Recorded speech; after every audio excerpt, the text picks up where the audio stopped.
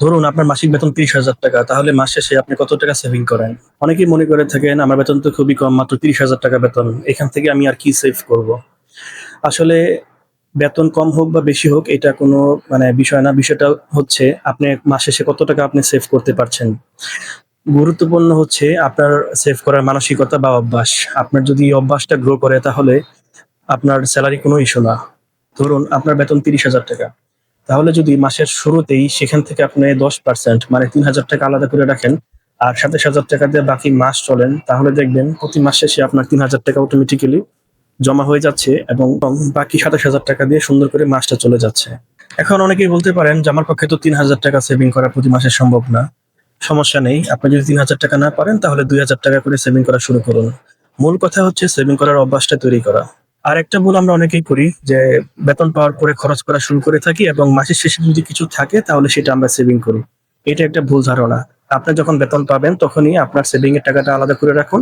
এরপরে যেটা থাকে সেটা খরচ করুন। মানে আগে হচ্ছে সেভিং, তারপরে হচ্ছে খরচ। যেমন আপনার বেতন যদি ৩০,০০০ টাকা হয় তাহলে প্রথমে আপনি সেখান থেকে ১০% মানে ৩,০০০ টাকা আলাদা করে রাখুন এবং ২৭,০০০ টাকা দিয়ে বাকি মাসটা চলার চেষ্টা করুন।